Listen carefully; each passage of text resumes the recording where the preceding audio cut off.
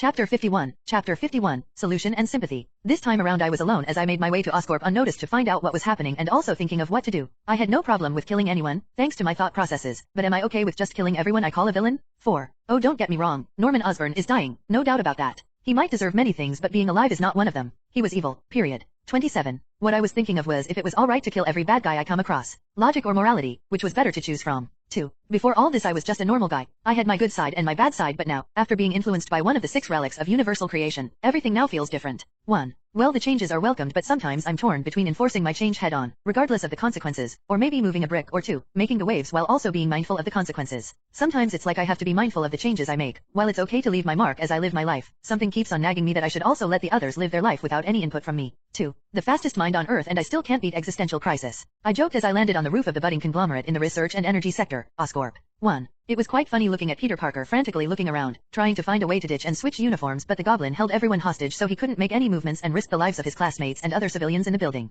So no Spider-Man anytime soon and the police can't barge in since, well, they'll just be marching to their deaths. Since I was invisible to anything except spectral senses, it was a piece of cake for me to walk in unimpeded. Unlike the former Vision, or the Vision that would have been, I wasn't one to fancy superhero costumes so I just changed my outfit to a black and red iconic checkered shirt with white fur collars and jean pants. The most casual outfit anyone can get. 19. Don't worry, just follow the line and you'll be alright. The entire floor fell silent as I started directing the bound, well now unbounded, hostages through the barrier-like passage I constructed with hard light. Who the hell are you? The gobsmacked goblin asked with surprise, seeing as how I just appeared out of nowhere and constructed a road in the middle of his corporate building floor. 1. I ignored him and just made sure the people didn't stampede on each other and only then did I turn back to the goblin. Your Vision, right. His glider hummed into life making me suppress a chuckle as the thing immediately fell under my command with the goblin blissfully oblivious. Glad you know. I didn't bother asking him how he knew me since a few people already knew what my human form looked like after the meeting. He let out the maniacal laugh he was known for and floated up with his glider. I was waiting for the spider but since he isn't coming I'll take my leave for another time.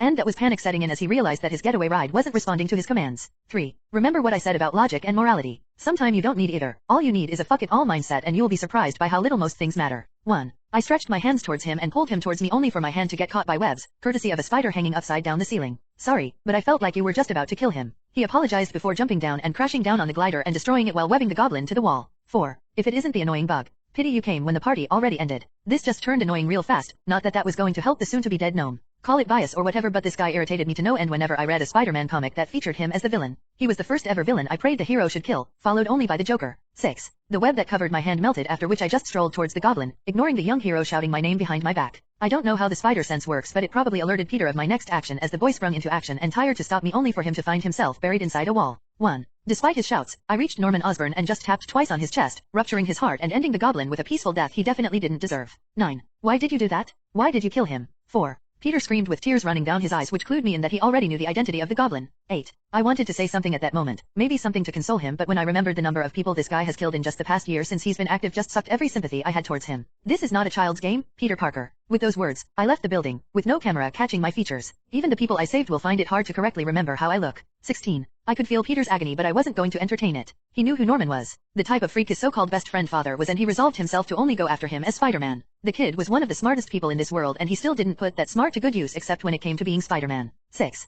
All is good and well but unfortunately for our friendly neighborhood Spider-Man, the world is as black as it can be. Responsibility and self-interest sometimes get superimposed the deeper you go into this murky waters called heroics. 4. Chapter 52. Chapter 52. A Good Night's Stroll. Taking care of the Green Goblin for me was something I deemed important. I don't think any villain rightfully deserved to be truly hated as much as the Goblin did. Even when he was within the pages of a book, he gave me the most disgusting feeling I've ever gotten from a comic panel. To be honest, Peter actually needs to thank me instead of looking at me with a rage-filled gaze. I just saved him from a lifetime of torment. I don't know if he actually knew of the secret identity of the Goblin or if he suspected it. It didn't matter. What mattered was that he had the power but kept pulling his punches when he shouldn't. I don't believe in killing everyone you come across that classifies as a villain. It all depends on the kind of impact they have on the world around them. The actions of some people are just unjustifiable and it's better for everyone if those people are retired permanently, in the ground most preferably. This will remain one of the reasons why my favorite groups in this universe will always be the Avengers. When it really calls for it, they are reliable in getting the job done. Half of the reason why the X-Men side of this universe suffered the way they did and for how long they did was that most times, especially for those villains classified as mid-level threat, was because they had the brilliant idea of locking them behind bars when they should have killed them when they had the chance, at least those that had the tendency of always choosing chaos and destruction. It's a no-brainer that high-level threats rarely happens, and while the low-level ones are always rampant on a daily basis, it's the mid-level ones that truly cause all the chaos, or at least a good solid 80% of it. And that was exactly where the goblin was categorized. While Peter Parker does truly embody the ideals and aspect of a true hero, it was also because of that reason that he greatly suffered, and by extension a part of his city too. You really think anyone, maybe apart from J.J. Jameson, would blame Spider-Man for killing Goblin? I don't hate Peter for what he did or what he didn't do. On the contrary, I had a certain level of respect for his character, but that doesn't mean I have to stand by and let it all come to shit, especially when it concerns one of my most hated characters in fiction. Right now I was just floating above the clouds watching the city below me move on at its own pace. I tried spreading my senses through every piece of technology around 5 kilometers from my focal point, and the amount of crimes that was happening at every second of the day in this city was mind-boggling. Armed robbery, breaking and entering, rape, drug deals, assassination, and all sorts of criminal activities were rampant as my mind went through all the information feedback in seconds. What is the best way to end crime and evil in every sense of the word? The best course of action would be evolution. Darwin's speculation of survival of the fittest is the most perfect theory to ensure the actualization of any goal you might have. Though it should be considered that not everyone classifies for this method, and if forcefully carried out, the percentage of people who will successfully pass it will be less than 10% worldwide. And what exact method is that? Global genocide. I didn't even twitch a single brow at that, since this was something I once considered when running one of my logical reasoning. What phase of the Ultron protocols is that?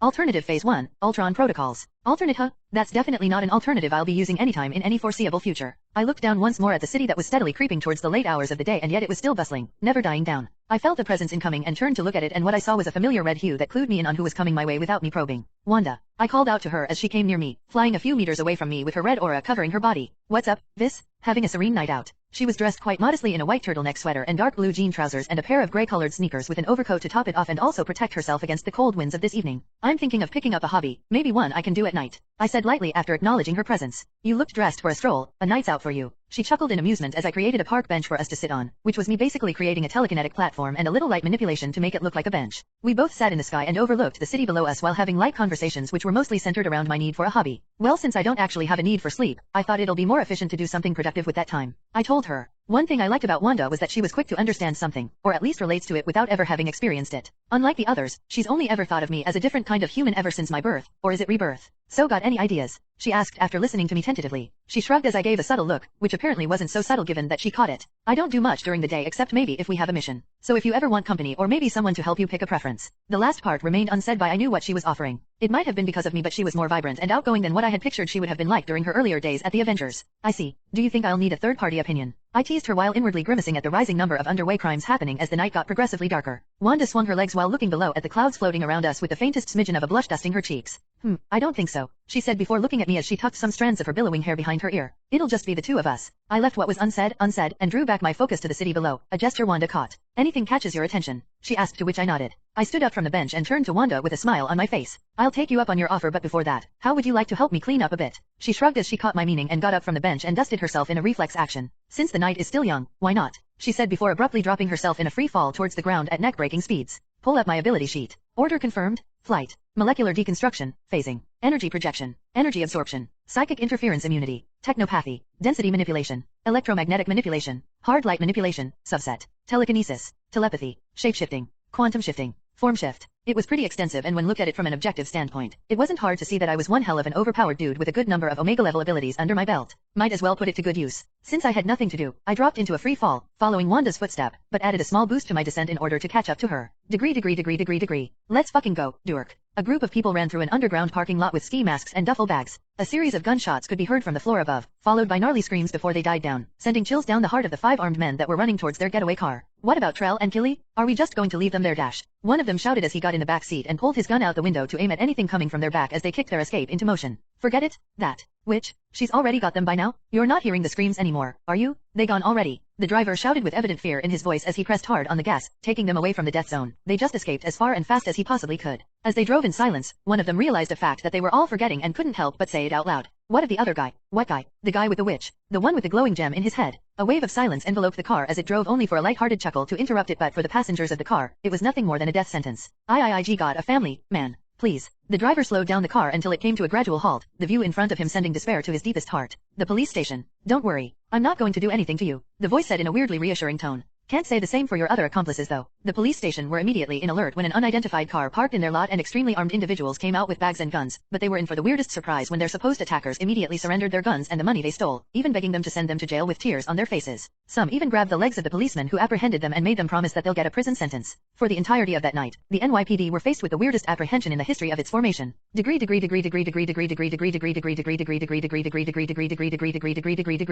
Chapter 53. Chapter 53. An Avengers Day in. No. Edward Buckman shouted and flipped over the imported Italian table in his office as he saw the news of Norman Osborn's death for the first time. 2. He dug his hands into his inner pockets and brought out a small phone and dialed a number while he waited for the other side to pick up the call with bated breaths. The call was picked up after a few rings and silence flowed in between the lines for a few seconds before a fluent and rich voice came through. Edward, I wonder what's so important that you had to call me before 9 am. Though the words sounded polite, Edward Buckman could hear the unveiled sarcasm and mockery that was laced in every punctuated word. 1. He snarled into the call, obviously not in the mood for light banter. Keep your pity to yourself, Shaw. I need your help. The words came out through gritted teeth, but he knew that he had to do this. Why, of course. What can I do to help? Though the both of them could be said to be on friendly terms, the nature of their business left much to be desired when it came to interpersonal relationships. Norman was to accept the invitation to the inner circle on the event that he was successful in his research, and yet I see he not only perfected it but got drunk on power and decided to dress up as a Halloween monster and kill people in droves. Yes.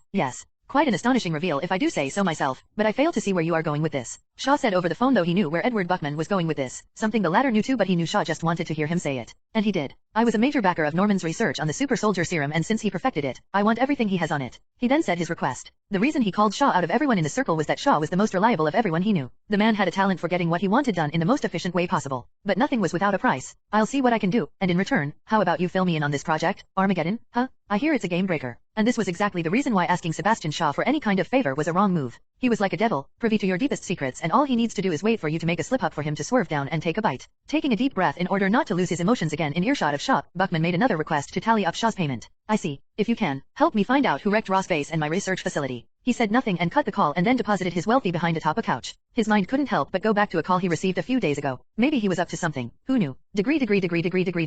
Training Ground D6, Avengers Compound. Banner, Sarah, and Vision were overseeing the training of the new intakes, with Banner and Sarah compiling data on the mutate editions while Vision was focused on the older members going through a workout session. Are you sure he'll be able to phase? Banner asked with doubt as he saw Pietro vibrating his hand and trying to get it to move through a 6-inch thick block. 1. Without turning to face neither Banner nor Pietro's failed attempts, Vision gave his reply. While speed is the key, it only accounts for 37% of the process. 2. Banner snorted at that as he pulled up Pietro's speed data. Your math is not adding up. True, Vision nodded. But we have proof of a lot of technology vibrating at speeds they can't move at. His cells just need to get the reverberation momentum, and from then on it'll be easy. Pietro was still yet to vibrate through any since the first day Vision brought it up, but the boy never stopped trying. On the other hand, Wanda was going at it with the grey spiked hulking form of Davis, who was trying his very best to pulverize the buxom beauty into a fine meat paste, but Wanda was doing her best to avoid any close contact with him. A smart decision on her part. 1. On the other side of the training ground was Steve and Natasha sparring against each other while having wistful smiles on their faces as their side eye registered all the impressive display of the rest of the team. 1. Looking at it like this really does drive it all home, right? Natasha said with a smile before abruptly driving a kick to Steve's ankles as he tried to answer. Steve dodged the kick by lifting his leg up without a change in expression, as it was something he completely expected from Natasha. Steve only shook his head and replied,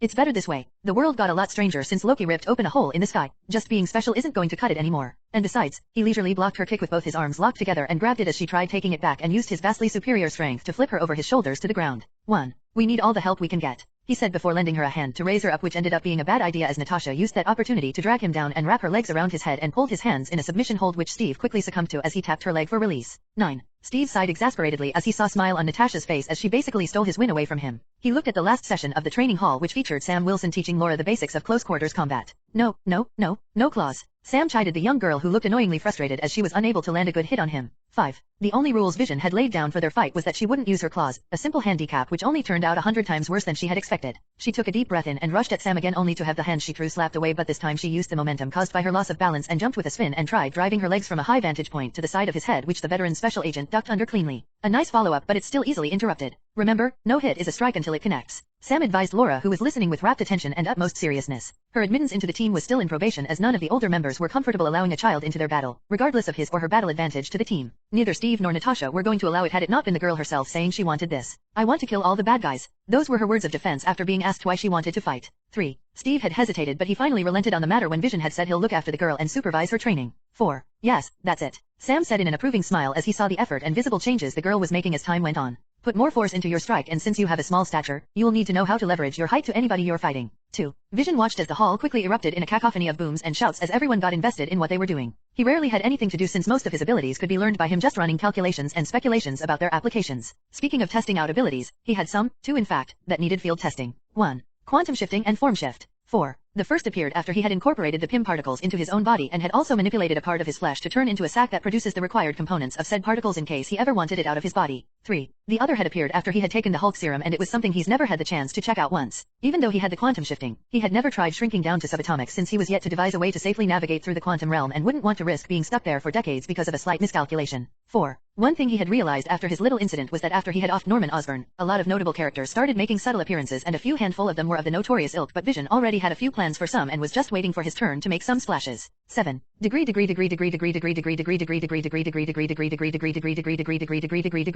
Chapter 54. Chapter 54. Meeting Raven again. Vision POV. Ever since that day, Wanda and I made it a joint pastime of ours to visit the criminal underbelly of the city at night and serve justice. Honestly, it was just a way for us to have something fun doing in the meantime while also killing crime. Efficient. It was also funny how Wanda was quick to get a moniker after just one night out. The criminals called her the Witch, a name which wasn't that far off from what she actually was. As for me, I was just known as the guy who followed the witch, the man. A very basic name if I were to give my honest opinion. Not that I cared that much for it. That aside, the reaction of the team when I told them I had killed the goblin was lackluster to say the least. Sure, the man was worth a few billions, but at the end of the day he got consumed with his greed for power and became one of the most hated people in present time. Some part of me wondered how Harry would take it. How would his life be? But then I'm reminded that what happens is no longer under my control. Quite hypocritical some might say, but it's the truth. What am I to do? Make him an Avenger? Hell no. If he goes down the same path his father took, I'll be the same one to reunite him with his dad. Vision, I need your help. Natasha called me over with those words, so I left what I was doing, which was joining Banner and Sarah in turn Davis into our guinea pig, and went for Natasha. I met her in what was quickly becoming our conference room going through a few data snippets. You require my assistance. She rolled her eyes at the way I spoke, but it wasn't as if I was doing it intentionally. Sometimes the way I speak goes back and forth between sophisticated and casual speech.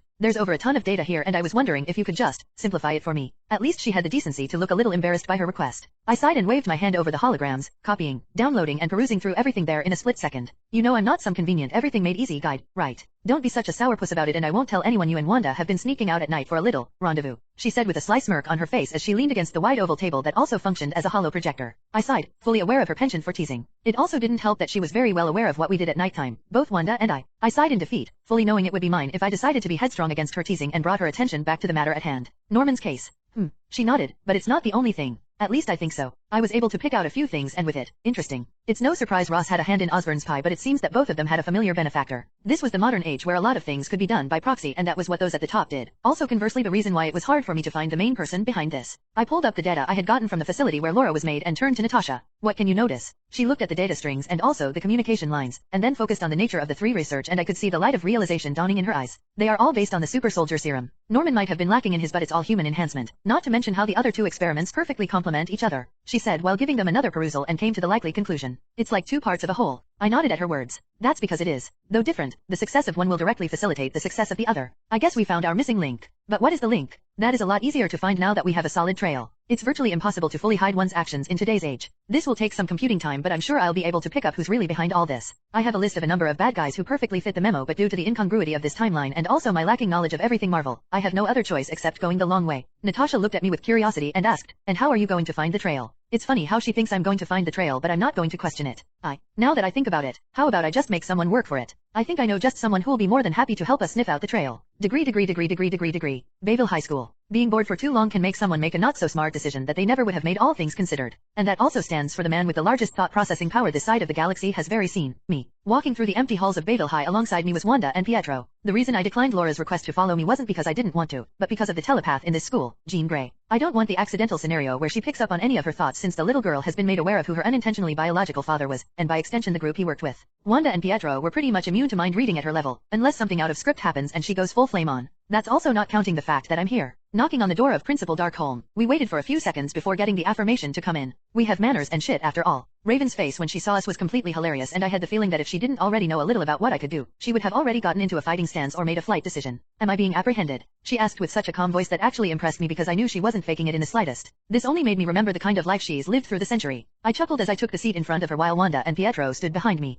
No such thing, I assure you, Ms. Raven, or do you prefer Mystique? I asked with the same composed tone that she regarded our presence with. I was dressed in a black blazer suit with a gray shirt underneath, coupled with a pair of fine-cut trousers and shoes to match. Pietro dressed the same way but with a white shirt instead, while Wanda went for a dark red shirt with black blood splatter design and jean trousers. Overall, we looked business. Something I probably picked up from Stark's configuration of the Jarvis Matrix. Raven shook her head. Raven is fine, she said, and then gave Wanda and Pietro a scan before finally locking her gaze with mine and continued. Forgive me for asking, but if you're not here to apprehend me, then why are you here? I started. I believe we have conflicting interests. She snorted with derision at my words and replied. And I thought the heroes don't do business with the villains. And that's the reason why they fight all the time. It's my belief that understanding should first be reached by any confronting groups, and only when they can't reach that should it dissolve into a fight. I remarked. And I believe there's a chance for understanding between us which entirely depends on you. I added. That seemed to have gotten her hooked, as I could practically feel her rising interest despite the unchanged genial smile on her face. HOH? Then pray tell what this conflicting interest is? Like you said, it'll be best if we can come to an understanding, she said and leaned forward ever so slightly, a casual motion but also one that made her cloth naturally tighten against her body and made the outline of her luscious body very visible. Damn, she's good.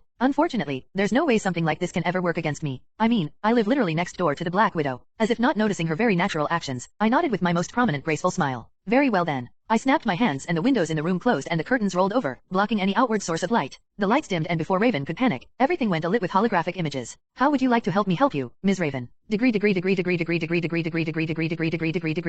A/N. Before any of you fled the comments section saying called it, I just want to clarify that Vision is not going to be a villain or even stay heavily on the anti-hero part. Chapter 55, Talk with Raven 1. A/N. The reason I couldn't keep a steady upload last week was because I had 2 bouts of cold. Well, it's gone now, so hopefully we are back to a steady release. 6. Degree. Now why did I meet Raven of all people in order to draw out the mastermind behind the illegal experiments when I could spend the better part of the day and get it done? You could either say it was me satisfying my vanity or me just being nice and trying to make someone matter. Whatever it was, the fact of the matter was that this is all but a little experiment for me. 8. I'm not some super mega mastermind or hidden boss, I just make things up as I go, and besides, it's not as if she, Raven, was some sort of irredeemable villain, not that I'm defending her or anything. 10. What's all this? Raven asked as she stood up from her chair to get a closer look of what was spread across the room. I still don't know why we need her help. Wanda whispered to my ears as Raven appeared transfixed to what she was looking at, alternated documents by me that only gave the tiniest bits of what was really important. In other words, a bait. It's called resourcing, Wanda. She scoffed at my words, not giving it too much consideration. 1. Raven turned to me and asked, what do you want from me by showing me this? 1. Anin. I know you can find out who specifically is behind all this, and when you do, I'll help you take them out. Help me take them out? Why do you presume I'd want them dead or even meddle with them? She asked with no small amount of skepticism. Because you want the power that comes with their elimination. I know a little bit about you, Ms. Raven, and like every man of ambition, you desire power, real power, and that's what this gives you. I said. She scoffed, but I could tell she was taking my words with deep consideration. And what do you really want apart from having someone in such a position? I just shrugged nonchalantly at her question, not glossing over the obvious fact that it'll prove tremendous help towards your goals. It'll help me regulate some bad elements more carefully. That doesn't sound too heroic, she remarked, earning a chuckle from Pietro, who had been out of character since we arrived. I too waved off her words, since it's not as if I'm doing anything bad or shady. What I was doing was bound to benefit her more than it'll ever benefit me, and not to sound overly confident or arrogant, but the chances of her not accepting were very slim. After all, who in their right mind will deny a golden chance to become a part of the Hellfire Club's inner circle? And what if I betray you? She suddenly asked out of the blue. I snorted at such a poor insinuation from someone I consider smart. I think you're mistaken about something, Ms. Raven. I am not in any way going to condone any illegal activities or acts of terrorism from you or any of your future associates. This proposition of mine is purely to ensure a brighter future. 2. One of the best things about having unlimited access to the internet is having access to most books, besides an unending stream of motivational quotes, is the freedom to learn up on a lot of subjects. Even obscure ones like Sun Tzu's Art of War or even basic psychological ones. 5. Just being scientifically intelligent wasn't going to cut it against normal people, let alone the special types. So I knew just how to catch slippery people like Raven off guard. 1. While I don't know the current nature of your relationship with Magneto, it will be very easy for me to find out. Don't be mistaken by thinking you'll be working for me, Ms. Raven. The only thing I will require of you at the beginning is information and maybe access, but apart from that all the consequences of your action will be entirely upon you, and as the one who helped put you there, I will personally take it upon myself to stop you. The reason why I chose to speak with Raven about this, other than the fact that I knew of her relationship with the club, was that she was one of the morally gray characters I was comfortable with being in such a position of power. Quite a fun fact, but the majority of the women characters in Marvel were very dependable people when the skewed relationship shenanigans of the writers weren't being it in the picture. 7. And also, like I told her, I wasn't really interested in taking over the Hellfire Club. I'd rather get a few people I can rely on in there and let them do their thing, a mutual relationship so to speak. And besides, I know that currently Raven is still trying to make the world view the mutant race in a positive light, so yes, manipulation, which I don't think is bad as long as everyone is benefiting. She didn't reply to words but asked a question. Was the girl with you the last time involved in the experiments? What girl? I said with a smile that didn't quite look genuine. I could also feel the slight turbulence behind me and the unmistakable eerie feeling of Wanda's aura leaking out. 1. Raven nodded in understanding and smartly changed her words. Can you give me a few days to decide? I nodded. Well, she wasn't outright refusing, so it's all good in my books. It's not as if she's an integral part of my plan in dealing with the club. I just don't want to see such influential power go to waste without being put to efficiently good use. 1. I got up from my chair and extended my hand to her for a shake, which she took with the deadpan staring directly back at me while I held my smile. I've taken the liberty to put my communication line directly in your phone. Don't worry, it can't be traced, I said. Hope to hear from you soon, Ms. Raven. We left her office and I could practically feel the burning curiosity from my two companions which made me roll my eyes. Wanda was able to keep it to herself but Pietro showed no regard for that. We're cooperating with bad guys now, he asked. However, I shook my head. It's a little complicated, but everything is not always black and white. But she's part of Magneto's people, right? He asked again, but this time instead of answering, I replied to him with a question instead. And you both once worked with Ultron to destroy the Avengers. Does that make you villains by default? 2. Fuck. 22. Yes, I nodded. It truly is a fucked up world we live in. 2. We made a turn at a corner but somebody bumped into Wanda, and as she tried touching the person who bumped into her in reflex, I stopped her hand from going any further and girl from falling with my telekinesis. The girl looked shocked and was almost about to panic but sighed in relief when she saw that the person she bumped into was fine. 2. I'm sorry. I was a little bit zoned out so I didn't see you. She apologized but Wanda waved it off as nothing with a smile on her face while at the same time giving me a questioning eye since she felt my influence controlling her for a moment. She's a mutant, and quite a complicated one at that. I spoke to her through my mind while giving Anna Marie, also known as Rogue, a last look before continuing on my way. How so? She can't control her powers for shit and it would have been bad for you had both of you made skin contact. I gave a little overview of Rogue's situation to her as he got into our car and left. Degree. After Vision left, Rogue made her way to the cafeteria where she quickly located the normal group she usually ate with, which usually consisted of Kurt, Kitty, Scott, and Lance. Since the bell just rang, the cafeteria was quickly becoming flooded and by the time she made her way to their table, she found a new face that usually didn't sit with them, Jean. 1. She looked at the others and noticed that they all wore pensive expressions on their faces. What's wrong? Well, Jean here thinks something weird is happening in the school, Kitty said while prodding Jean. It's not that I think, but something really happened. I don't know how or why, but for more than half of the last period, something happened to my ability, Jean argued. Lance frowned as he heard Jean's argument. What do you mean? It felt as if my senses were being suppressed. All the voices that usually filter around in the background all disappeared. It's like my telepathic abilities were gone, Jean said frantically, clearly overwhelmed by what she experienced. Are you still feeling it? Rogue asked, breaking her silence. Jean looked at Rogue and shook her head. No, it started decreasing as soon as the bell rang and I no longer feel it now. She didn't know why but she suddenly remembered the group of 3 she had bumped into on her way here but kept silent since she didn't know whether they were in any way related to Jean's psychic episode. We need to tell the professor, Scott finally said. 8. Degree.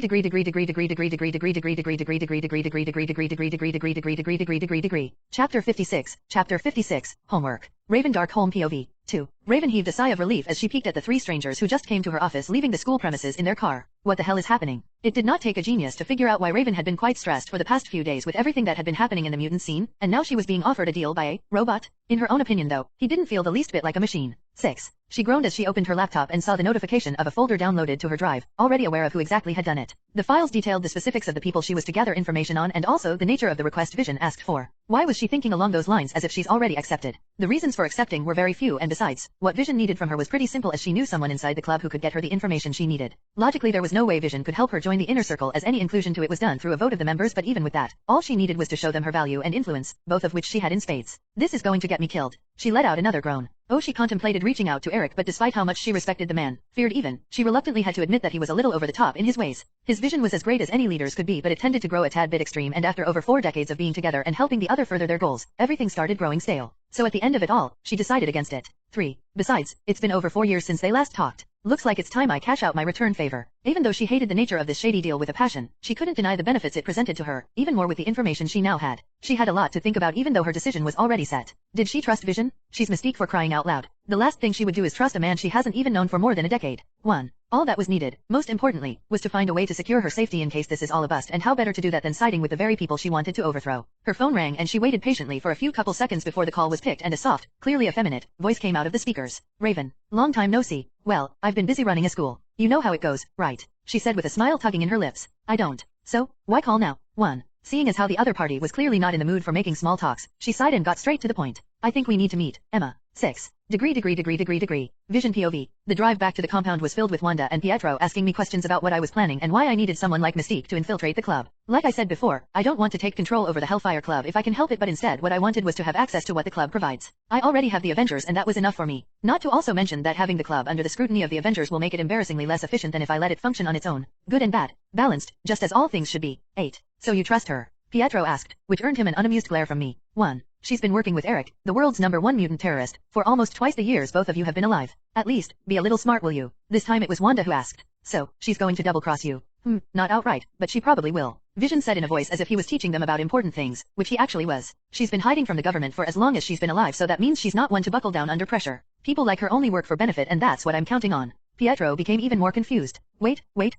So you want her to betray you? I chuckled at that. Psychology really was a complicated field. I don't want her to betray me, but I'm counting on the fact that she could. She knows that, so she'll be extra careful in the event that she does, which inversely means that the other party is offering more than I did, which is also what I want. 9. So, either way you win? Wanda asked. It's nothing that arrogant but, yeah, I nodded. What do you even need from this Hellfire Club? If they are not good people, why can't we just take them down? 1. I understood Wanda's question, but there was a balance to these things. You won't really know why until you delve in really deep. A simple fact of life was that crime was necessary in every society. Well, more than necessary, it was actually inevitable. 3. I'm not advocating for anything they are doing since I'll sooner or later end them, but what I'm trying to say is that they keep a good lid on things to prevent them from going out of their control. It's also the same with drug lords. If they weren't manipulating the flow of drugs and building their own cartel and traffic routes, every 2-bit thug out there will be selling drugs and everything will turn to chaos. It was for that reason that I wanted Raven there. If I had any other viable choice, then it would have been Jean Grey or any of the X-Men who later joined the club, but unfortunately I was not in those timelines, which meant I had to go with the options open to me. You've ever heard those theories about the secret societies of elites who run the world? They both nodded. Well, you could say this is one of them, and not just any simple club either. They really have a great deal of pull in today's world, in both the human and mutant side. I then explained how having access to the Hellfire Club will prove immensely useful to the Avengers, or anyone affiliated with us for that matter, in preventing some useless conflicts, especially on the mutant side. Degree. Tony Stark POV. 5. Boss, Vision sent his update on nanotechnology. Would you like to see it right away? Well, would you look at that? Barely a year old and he's already aiming to take over his old man. They grow up so fast, don't they? I don't believe he will like you calling him your child. He seems to hate the notion of it himself. Oh come on. I patented Jarvis, so I should have at least a 35% right on staking parenthood on Vision. I'll be sure to remind Miss Potts of your exact words. 1. Is this the day AI starts taking over the world? Am I the one who will bring the fabled rise of the machines? 5. I pulled up the schematics that Vision sent over and couldn't help but let out a whistle as I saw the detailed outlines on his work in respect to how easily the molecules of vibranium could become so tightly compressed that it could even change their shape seamlessly. It appears he's not just going around in circles. I don't know why, but something tells me he's already cracked it. I murmured. I concur. But why would he send an unfinished update? Did he specifically say it was the update for nanotechnology, or did he just send it under that? I enlarged the molecular design and Vision's own changes to its energy conversion. Under the tag. Then he doesn't need me to crack nanotech since he's already done so. Ah, that smug little bastard. I gasped with mild irritation as I finally understood what this meant, but still turned to my trusty AI sidekick to verify. Is this what I think it is? Friday. I believe it is, boss. 1. That piece of metal fibers has gone ahead and done it now. It appears I've been too lenient for far too long, because who in their right mind would otherwise give me, Anthony Stark, a homework? 20. Degree.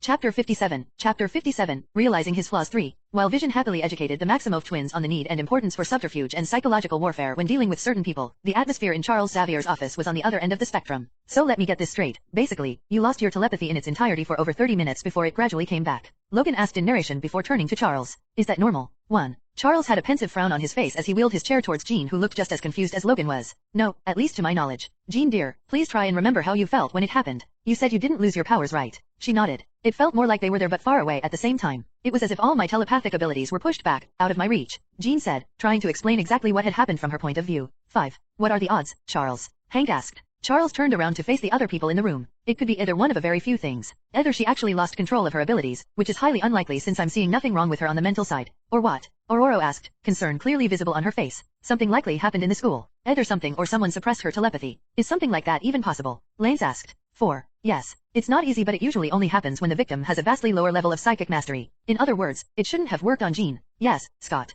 At least she would have felt the attack coming. The situation was confusing the hell out of Charles, but he didn't know what else to make of it. He's already checked her mental barriers and even the event that happened, so he could say with certainty that whatever it was didn't originate from Jean but from someone else in the school. 1. Did you see anyone new or suspicious around the school today? Charles asked, but all of them shook their heads. Unfortunately for them, Rogue wasn't here as the gothic girl was busy in her room listening to soft songs as she focused on her assignments. 1. Degree. So am I supposed to be not curious after you went to take care of it? Natasha walked into Vision's room where the person in question was just staring into space with little dilations in his eyes. Probably something internal. Well, the target this time is the Hellfire Club, and as much as I'd like to just storm in there and put those bastards behind bars, we unfortunately can't. Vision said. Natasha leaned against the door and squinted her eyes trying to get a read on him, but in the end she just sighed and gave up. Mind telling me why? She said as she grabbed a chair and sat in front of Vision. 4. Firstly, it isn't just a club for the rich and snobbish. Believe it or not, they are strongly tied to the world government and hardly anything ever happens without them knowing or directly or indirectly having a hand in it. It's a coalition of influence. 1. Hearing all this made Natasha groan as she massaged her head. Don't you think you're moving too fast, Vision? I mean, it's awesome that you know all this, but you don't have to spearhead it all, you know. I'm really not, though. She only gave him a look that said really, which made Vision wonder if he really was doing what she said. Well, I guess I can't actually understand since I don't have an Infinity Stone, or whatever it is, stuck in my head, but the least you can do is let us help out. She didn't know why nobody ever bothered to tell Vision to slow down, but she knew one day, despite his intelligence, with the speed he was going, it won't be long before he made a fatal error. I know you're strong to handle any situation you come across, but do exercise restraint. Ross, Davis, Laura, Scott, the Goblin, even now with this case, you're trying to solve it all yourself. You didn't even bother when I dumped it all on you. Irrespective of the lesser amount of time she's known some of the newest additions to the team, Natasha cared for all of them. They gave her something she will forever cherish, and she wasn't about to let one of her teammates shoulder everything just because he could. It was what got them into this mess in the first place. 3. Vision on the other hand looked at Natasha stunned as he was speechless to even give a rebuttal. You told Tony that we'd do it together, but that's not what you're doing, is it? Just because you're strong enough to do it with ease doesn't mean you always should. Not when there are people willing to help. 2. That's. Vision tried to speak but nothing escaped his mouth as the only thing that was surprisingly left in his head was confusion. You know, for such a smart guy you're awfully quiet. Suddenly lost your voice, she said with a teasing smirk. I guess you're right. Vision finally said. In my lame defense, I did it subconsciously because 1. Because you probably thought we wouldn't be able to do it as efficiently as you right. With the way Vision visibly flinched, Natasha was sure that she hit the nail directly on the head. Yeah, I've noticed how you love throwing that word around, and while I can perfectly understand the need for efficiency in any mission, sometimes you just have to go in guns blazing. Not everything deserves to be cleanly executed. 16. Vision remained silent as he listened to each of Natasha's words. He knew he was in the wrong, and whether it was due to him subconsciously seeing them as comic characters, hence knew their flaws and strengths, or whether it was his logical reasoning which probably judged them as less that competently required, it was still a fault of his and he was going to start rectifying it from now. 1. You're terrifying, Natasha. Anyone ever told you that? He said with a small smile which she reciprocated and shrugged her shoulders coyly. If you think I'm that good, then you've probably never heard it from Clint. I have a feeling you two would have hit it off if he was still active. 3. I see. He nodded and ran a hand through his hair. Thank you, Natasha, for looking out for me and making sure I heard that because I really needed to. 5. She just laughed and waved it off. Think nothing of it. We older ones have to look out for the younger ones, don't we? Vision groaned as there was no way he could rebut that as she was technically older than him. Heck, everybody was. 2. The both of them looked at each other and burst out laughing. 1. So let's hear it. What ridiculousness did you do now that concerns the Hellfire Club?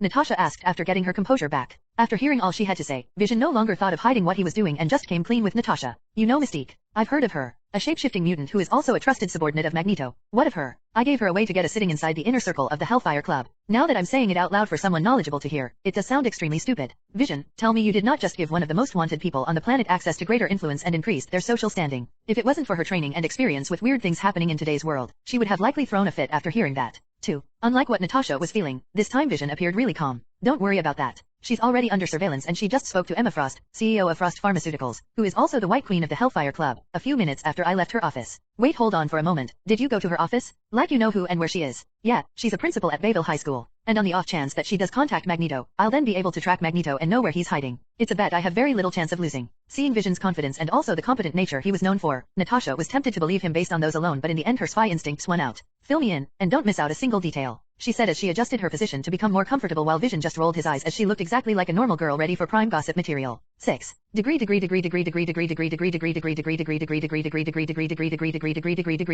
Chapter 58. Chapter 58. Learning to exercise caution. Vision POV. Updating protocols. Changes based on your actions on the existing timeline have been recorded in logs. As a result, the prediction probability has further lowered. After the much-needed eye-opener from Natasha, I was quick to realize what I was doing wrong. It wasn't something monumental but instead something like a subconscious behavior that would later on snowball into bad manners. At least she gave me the heads up early on and not later down the line where I would have inevitably classified them as inefficient. Maybe this is how Simon usually feels? MHM, who knows? It wouldn't do me anything to be more human, now would it? Natasha's confrontation actually helped me answer a question that have been plaguing me ever since I came to terms that I was Vision. Is it alright for there to be mistakes in my actions? While I do endeavor to have fun here and there and be myself, when it comes to a mission it's like doing something mistakenly shouldn't happen. That is why I make sure it's always cleanly done. If they deserve to die, they die. No second guessing. Maybe I am the one stressing about it too much. Protocols here and there, while I don't doubt their effectiveness, maybe at some point it's just better to wing it. Let's just forget about it for now. Right now I was doing my nightly workout of decreasing crimes in New York, which to my constipation, was proving inefficient. I wasn't too much bothered with public scrutiny, so I always used my normal, human, face, and since I have no need for concealing my identity, I was already making a name for myself in the criminal underworld. Normally I'd go with Wanda, but I needed this one to safely drown in my thoughts, and it's not as if we always go together. We do that most times, but it's not that important, is it? I think the best thing being Vision has ever done for me is finding out how useless money and most human needs really are. Or maybe it's not because of Vision but my point of view. I mean, I can see humanity's darkest and documented history anytime I want, so most things have lost their value to me, which isn't that bad if I might say. Attempts to trace all contacts in Raven Darkholm's connected devices was unsuccessful. Unknown resistance identified. That's new, I thought as I saw the notification. It took me less than a second to come to a conclusion about why that was, given the evident lack of a digital stamp and IP address, even if a fake one, a mutant. A technopath more specifically. Fun facts about technopathy, at least the powerful ones, was that the inner world of technology was like their own universe where they can be gods. Some can just hack through things just by touching a computer, while others can enter into the digital world and create their own domain of sorts. I was of the latter category, and even with that, finding someone who was my match was, for lack of a more tame word, hard. I could destroy whoever was blocking my access, but doing that would clearly alert the other side, and since I don't need them to be that rattled yet, I refrained from using the Mind Stone to destroy whatever defenses he had created. Put a tag on their digital signature so I can find them anywhere on the internet whenever I'm ready. Order affirmed? Now where was I? That's right. I looked around the underground bunker I was in and sighed the result of my work, which was some dead dealers, some with broken bones and limbs and some just restrained. Self-generated task progression. Crime bases wiped out, 14/100. That's progress if I've ever seen one. Wanda and I first started it out as a game, most likely to her amusement after earning her moniker of the witch, so I mapped out 10 bases and we cleaned those up before moving to 50, also cleaning those up, and now we started all over again with the limit being 100 this time. Incoming call from Natasha Romanoff. Natasha, is that you on the police feeds? She asked. Yeah, just figured I'd clear my head for a bit. I looked at the bunker and nodded to myself for a job well done. The police were only 2 minutes out, so I better get going. She snorted from her side and continued. So I did a little digging, reached a few of my old day contacts, and turns out that they have been an almost even distribution of alien tech in key spot in America, Europe, and Asia. You know, I could have just found that out if you'd let me know what you were looking into, I said offhandedly. She sighed over the line and grumbled something incomprehensible. I thought we've already been over this. I'm just saying. I shrugged as I turned invisible and started walking out of the base since the police had already surrounded it. Just because I don't care about my identity doesn't mean I, in any way, enjoy all the shenanigans that came with an exposed one. Okay, let's do this. How much money do you think Tony has? She suddenly asked out of the blue. Give or take $100 billion. Why? I said after running the numbers. Well, you're wrong. It's closer to $150 billion. How? I mean, I'm currently seeing the numbers and it was a lot less than what Natasha was telling me, so either she was blatantly lying or I was missing something. Well, as much as most people would like to believe, Tony isn't stupid, in any way possible. The numbers you're probably seeing, yeah, that's just the accumulation of what everyone thinks he owns. All his semi-public investments and portfolio. There's this thing called proxy, which I'm sure you've heard of, and it basically means keeping your names out of certain things and places, even the digital world. He's already made sure that no one can make him broke again. I understood what Natasha was trying to say and remained silent. Whether I liked it or not, the internet could be manipulated in a way that leaves absolutely no trace. So while it's heart-wrenchingly enviable how you can manipulate the internet like putty in your hands, don't forget to build a social network too. Believe it or not, it's much more reliable than you might probably see online. Well, she's speaking facts right there, so there's nothing I can say. I remember telling that to Simon all the time. Duly noted. So about the weapons. Well, I did do a good job digging in on my part about the Hellfire Club, and coincidentally some of their member stocks in public companies went on during the time frame when the weapons were being newly distributed, she informed me. I was now walking along the streets of New York and thought for a bit before stopping at the library just to pass time doing something mundane. So you think that it's somewhat connected? Stick around, rookie, and you'll be surprised how many companies profit off of gang violence and other sorts of illegal activities. I chuckled at the way she phrases the starting of the sentence but said nothing in my defense and just listened to how she narrated her findings. She once complained about how ignorant all the members thought the Avengers were streetwise, so she usually takes on most of the hands-on job. So what's your angle? I asked her as I picked up a book on human anatomy and started glancing through it. Nothing obvious for now, at least till Mystique reaches out any day now. We can also do a little poking here and there and watch who flinches. Well, I'm game. Now that I think about it, this is a good time to pay the Fantastic Four a visit, I said as the thought crossed my mind. And why is that? She asked in a curiously inquisitive tone. I shrugged. Just because. I heard her snort and I could practically feel her pressing me for more answers. Why the skepticism? You are someone whose motto is being efficient to a sickening degree, and I don't remember you having any vested interest in them, so what gives? If not for the fact that I was in a library, I would burst out laughing at the way she said it. Well, you're not completely wrong there. I'm thinking it wouldn't be so bad to have some type of teleportation station with an interlocutor in space. She remained silent for a few minutes before saying her last words and cut the call. Just don't go overboard. I never do. Whether I was telling her that it myself remained unknown. Degree.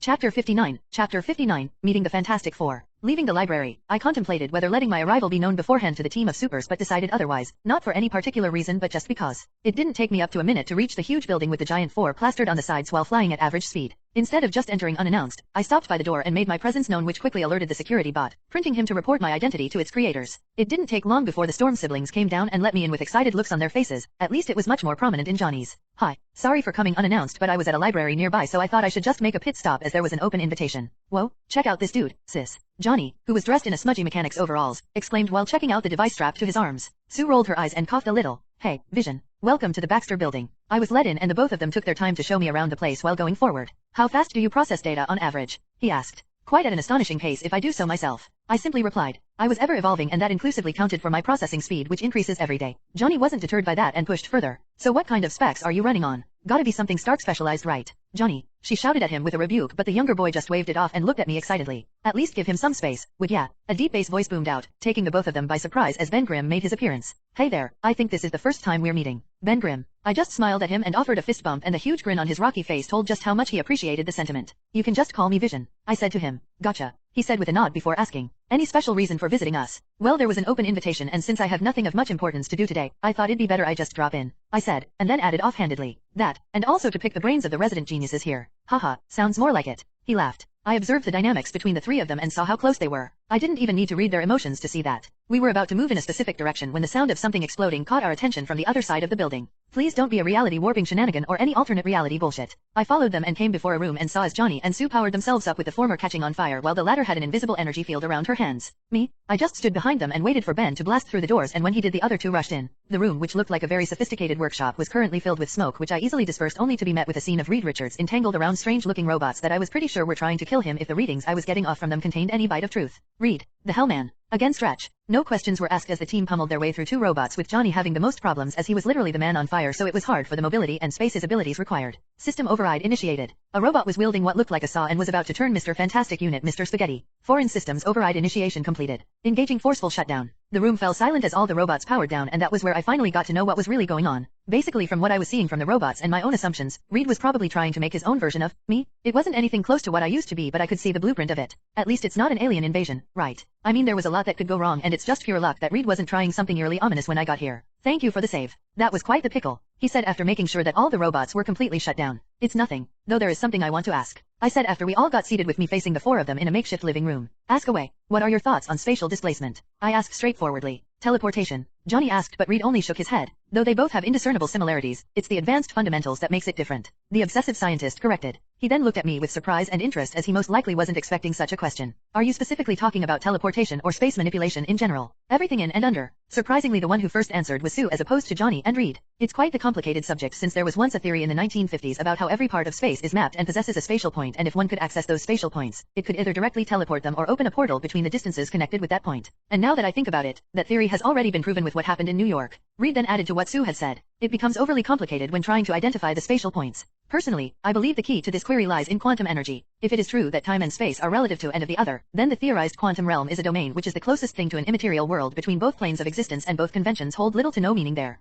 Interesting indeed. Reed started going off on a tangent, and I have to say this guy's intelligence really was something. He started theorizing facts about the quantum realm just based off of preconceived notions, and they were actually feasible, at least at 63%, but that wasn't optimistic numbers, so it will be shelved until further testing. I ended up picking their brains, and they did mine too, and at the end of it all, I was glad for the Mind Stone, because had it not been for it, I would have been the dumbest person in the room. This also opened up a new route for me to try when it came to my energy deficiency and over-reliance on the Mind Stone. What if I keep it in the quantum realm, but with an almost identical wavelength to present time and place? It should enable me to draw energy from the Mind Stone from anywhere I'm at, possibly even another universe. I guess I won't be building an international space station anytime soon, I guess. Vision, what's your view on mutants and superpowered people? The room turned silent when Ben asked that, but I just smiled and shook my head. It's nothing that great, but I believe they are people too, and hence should be treated as one. Bad is bad and good is good. It's like owning a gun. Just because you have it doesn't mean you're a bad person automatically. But you still need a permit for it, right? Reed, not forfeiting even a single ground to me or anyone else. Only because it's a tool and it can't be judged. Giving them a publicly special brand is no different than segregating them from the wider society and what will now be called normal. If they had presented the bill with sincerity and not segregation, then it would have been the mutants who would have supported it more than normal humans. I got up from my chair and was about to leave when I remembered something I should have addressed at the beginning. Those bots. What were you trying to do with them? His shoulders slumped, and I could feel something akin to depression clouding him. Helen Cho beat me to perfecting a seamless biomechanical fusion, but even with that she couldn't address the core of an issue I think you face. And that is energy deficiency. I don't know what your power source constitutes, but the level of Schnick reading I'm getting from you is not something a particular telepath I know can pull off. So I was thinking of upping her and Stark combined by creating a sentient and self-sustainable robot that runs on a matter/quantum energy to clean energy conversion. But dash. Christ dude. You want to kill us all, don't you? Ben shouted. Sue also wasted no time in giving him a dressing down. No offense to you, Vision, but I don't think Reed here understands the hassle Stark and Cho went through after your birth. Helen has been sanctioned by the government, and while they still can't hold Stark, he's still careful not to overstep his bounds, and you want to create another killer robot. Reed tried defending himself as the trio ganged on him. I wasn't trying to dash, but Johnny cut him off. Excuse me, you were saying? A bunch of robots were about to turn you into macaroni. They spent the next few minutes admonishing Reed and also banning him from his lab for 1 week, which I think killed the man more than anything would have. Sue and Ben walked me out of the building while the latter apologized for anything she thought I took slight offense to. If you don't mind me asking, why exactly were you thinking of teleportation and quantum travel? Sue asked cautiously. Let's just say it's something that is closely related to the energy deficiency that Reed mentioned, was all I said before leaving them with a smile on my face. This visit surprisingly helped me a lot. Decoding key to successful quantum travel, 60%, 70%. Degree.